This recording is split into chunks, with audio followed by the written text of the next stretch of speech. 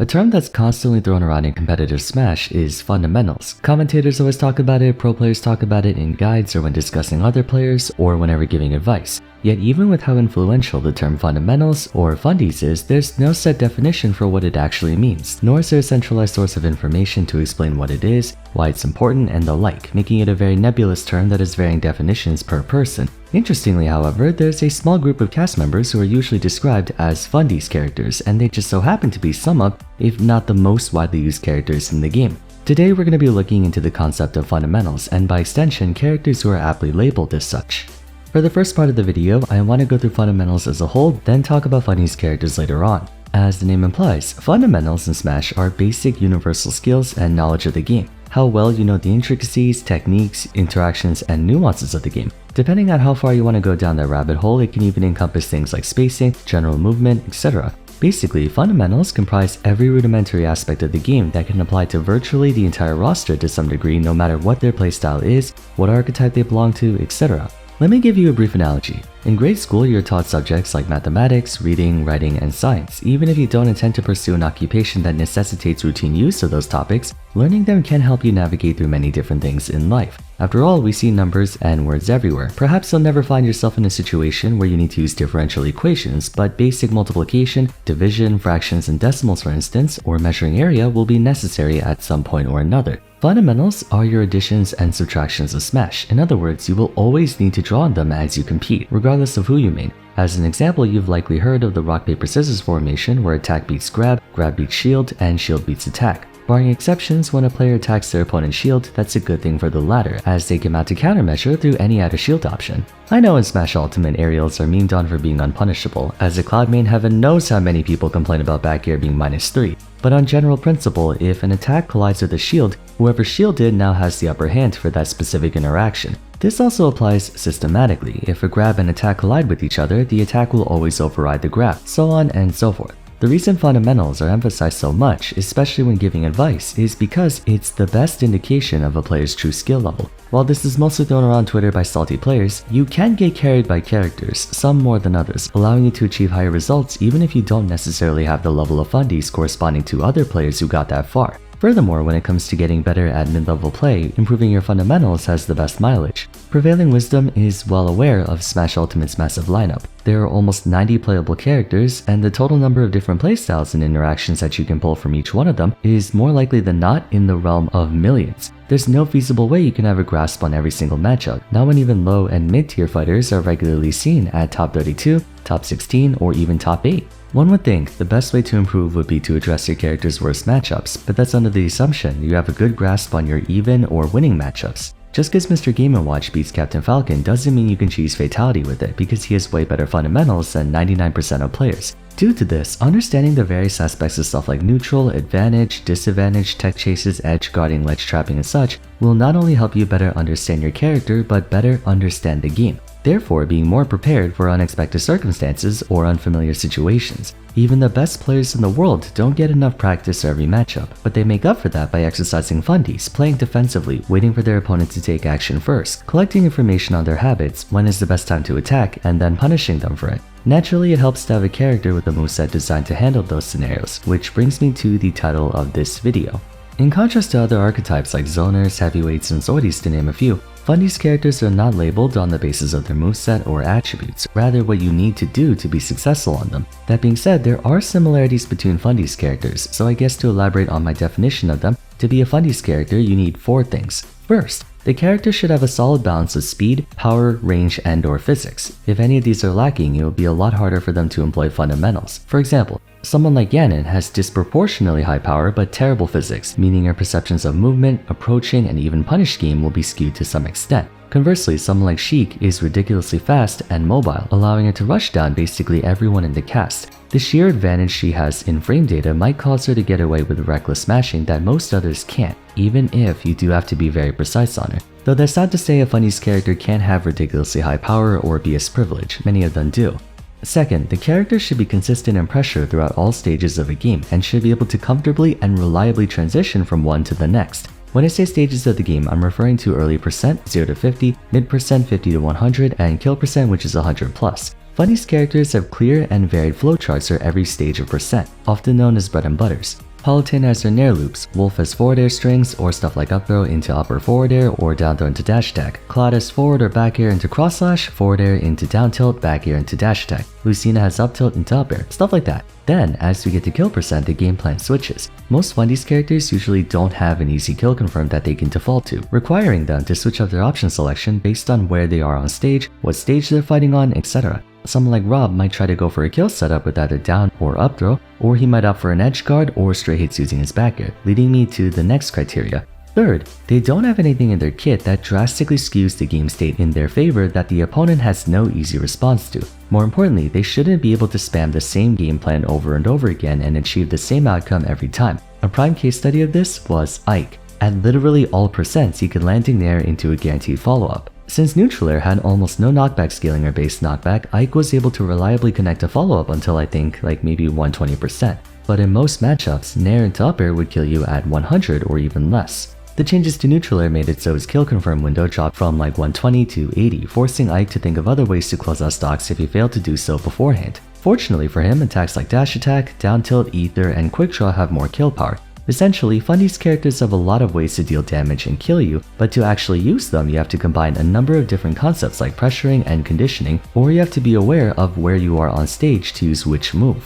Fourth, the characters should receive equal punishment when exposing themselves just as they can do the same to their opponent. What I mean by this is that the characters should not be allowed to get away with mistakes any more than reasonable. Wolf, Lucina, and Cloud have pretty linear recoveries, albeit with a few mix-ups. So if you're being reckless and get thrown off stage a lot, you're probably going to get edge guarded or gimped. Now I know what you guys are going to say, what about Rob? Earlier I listed him as an example, but his up B has the best distance coverage in the entire game.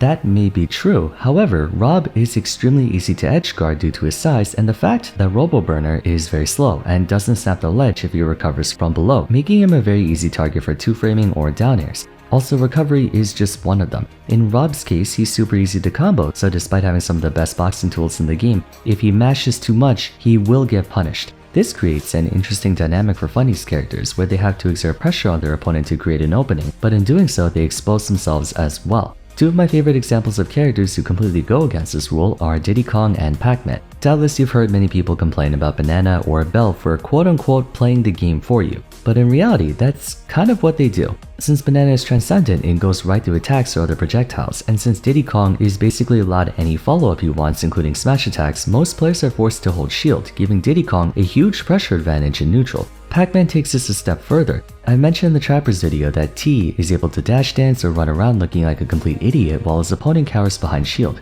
But that's because the threat of getting hit by Bell is so high that merely holding the dang thing is enough to make Pac-Man one of the most dangerous characters in the game. So while technically someone like Diddy Kong follows rules 1 and 2 in that he's got a good balance of everything and a clear game plan, the existence of Banana artificially inflates his pressure to the point where opponents have no choice but to respect him, especially at higher levels of play, where getting hit by even one leads to 1,000,000,000% or even death. Don't take my word for it, look at what Tweak did to Leo at the Scuff World Tour. Twice in the same game. As you can see, the criteria for what makes a Fundy's character can be rather ambiguous. Some may consider Palutena's invincibility on back air and shield to be too unfair, or her back throw being a kill throw to invalidate Rule 3. Cloud's back air may potentially be grounds for crossing out Rule 2, but remember that everyone has their own definition for what makes a Fundy's character. This is just my thought process. With all that said, here's my list of characters. Mario, Lucina, Pit, Dark Pit, Ike, Greninja, Rob, Wolf, Palutena, Cloud, Inkling, and Joker. Although I have half a mind to disqualify Joker due to Arsene being way too volatile and influential. When in doubt, an easy way to look at it would be this. They're designed to have a lot of tools to handle every situation, but are required to make use of all their tools to win, even the supposed bad ones. As much as people say Funny's characters have that one move that does everything for them, it really doesn't. In fact, defaulting to a single move or win condition makes them extremely easy to take down. Out of all the archetypes, Fundy's characters would be the closest to a jack-of-all-trades class, which is ordinarily not a favorable status in competitive games, given that you have characters like Kazuya who can zero to death you off a single neutral interaction. Although, Smash Bros is somewhat an exception to this, differentiating itself from most other competitive games by having universal tools that few other titles, if any, come close to. I'm of course referring to the very aspects of fundamentals itself. usage of shields, air dodges, rolls, spot dodges, ledge invincibility, fast falling, double jump, etc. Since all fighters have access to fundamental tools, it gives you natural defenses. Combine that with your balanced offense, and you have someone who may not swing the highest, but doesn't fall too far down either, hence why so many of them are firmly in high tier or above.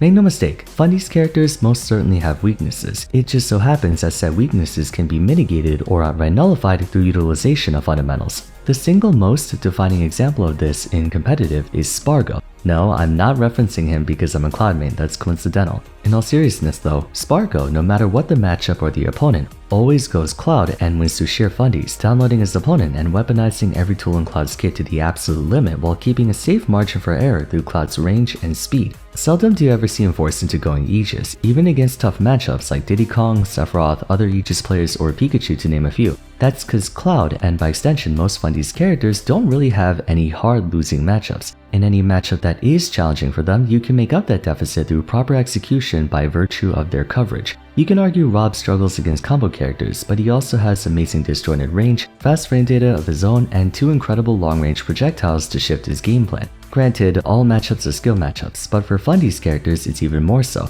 They can't resort to employing degenerate cheese win conditions in the same fashion that Luigi mains thirst for grabs to zero. Whatever cheese they do have carries an overwhelming amount of risk or can only be situationally used. Calling back to Rob again, his gyro nair into side B off stage is not really a viable win condition because of all the ways it can mess up. Not as consistent as Rob mains make it look, and even then, it's only a very small portion of their stocks. Most of the time they win the old-fashioned way. This overall makes them some of the most consistent characters in Smash. It's hard to find a specific weak point since they have ways to cover it. Cloud protects himself from being edge guarded through excellent onstage pressure. Lucina alleviates her juggle problem by having a fantastic ground game and combination of speed and area coverage, so she's rarely put in a position where she's above her opponent, and even then she can mix up her landing through side B. A trend you'll notice among Fundy's characters is that of a very powerful, if not oppressive neutral game. Good speed lets them reliably extend or close distance. Good safety on shield means they have amazing corner pressure, with good range lending more credence to that. So despite Fundy's mains often complaining about not having the easy win button like a Nest back throw, they'll also be the first to tell you how sucky it is to not have their other privileges when switching characters. Anecdotally, I can't tell you how many times I wish I had a Samus charge shot, Nest back throw, Bowser side B, or the ability to actually go off stage. But even when I switch to a character who has those things, I find myself missing my up smash or up at a shield, cross slash, and back air. Speaking of which, one more thing is that while Fundy's characters have some really powerful attacks, often the best of their respective types, that can lead to over-reliance on those attacks and combos, resulting in them being very predictable and one-dimensional. To circumvent that, the player has to mix up when, where, and how they use it because simply using it doesn't get enough done. Mario spamming up air over and over again will eventually start to get really noticeable, and opponents will play around it. Though he has decent physics, and up air is extremely safe on shield, he can't just brute force his way through. He doesn't have full body invincibility and can't knock you out of your shield the way certain someone else does. In short, Fundy's characters are so popular because you actually have to play the game to do well on them, but they have just enough in their kit to reward you reasonably well for your efforts, and more importantly, they're consistent about it.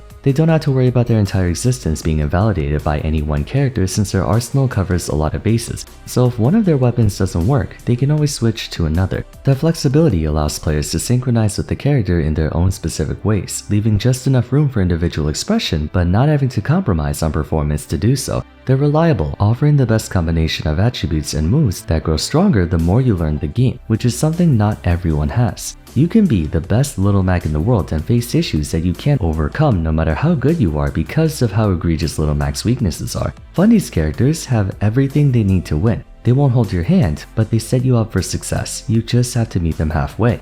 So that's gonna be it for today. Let me know your thoughts in the comments down below if you agree or disagree with my points. Aside from that, if you enjoyed the video, I'd appreciate it if you could leave a like and subscribe, really helps me out. Also consider following me on Twitter at Vars, joining my Discord server, and checking out my other archetype discussion videos if you haven't yet. But till next time, thanks so much for watching, and I'll see you again soon in the next one. Take care.